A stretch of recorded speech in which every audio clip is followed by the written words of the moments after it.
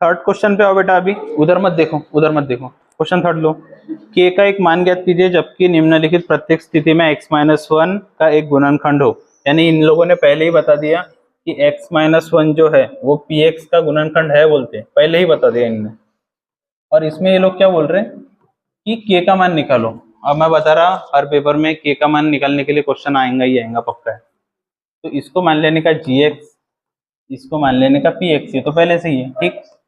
अगर ये इसका गुणनखंड पहले से ही ये बोलते है गुणनखंड, इसका मतलब क्या है कि इसका मान इसके अंदर रखने पे लास्ट में 0 आता होगा, ये मालूम है आपको, पक्का। तो अपन इसको पहले से ही 0 कर देंगे। इस बार मेथड क्या रहेगा, मेथड सिंपल रहेगा, ठीक। देखो पहला है gx को करो 0, ठीक, ये हमेशा ही करते हैं अपन। फिर करते सेकंड पक्षांतर, पक्षांतर करो, फिर x का मान निकाल लेंगे, मान निकाल लो तीसरा, ठीक। अब इसको px में डालो, ठीक, px में डाला, px में डालने के बाद px को भी 0 मार दो, ठीक, समझ रहे।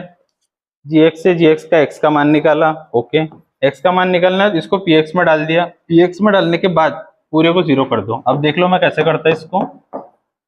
ये फर्स्ट gx को कर दिया अपन ने 0, x-1। ये देखो ये मेथड में क्या करना है, gx और px दोनों को 0 मानना पड़ता, दोनों को 0 एक साथ करना पड़ता। ये कर दिया 0, तो x-1 इक्वल टू 0, तो x कितना आ जाएगा 1 बराबर। अब क्या करना, इसको डाल देने का px में, ठीक। px कितना था, x² plus x plus k, और मैंने क्या बोला, gx को 0 किया तो px को भी 0 करो। देखो gx को 0 किया ना यहाँ पे, px को भी 0 करो, बराबर है, किया। और मैंने क्या बोला, x का मान इसमें रखने का, x का मान इसमें रख के इसको भी 0 मार दो, ठीक है, मार दिया आपने 0। तो अब इस पे अपन ध्यान नहीं देंगे, इस पे ध्यान नहीं देंगे, इस पे ध्यान देंगे, ठीक। इस पे ध्यान देना चालू करते तो क्या होता, x² plus x plus k is equal to 0। Sorry एक मिस्टेक हो गई, यहाँ पे देखो x का मान 1 रखता, 1 का square 1 plus k is equal to 0। अब पक्षांतर करना है, सिंपल सिंपल, यहाँ पे क्या है सेकंड मेथड पक्षांतर,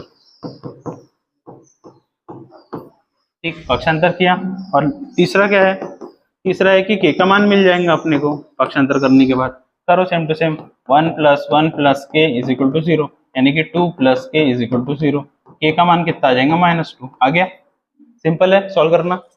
gx को 0 करो, px को भी 0 करो, x का मान लो, x में डालो, पक्षांतर करो, k का मान निकालो, ठीक, करो।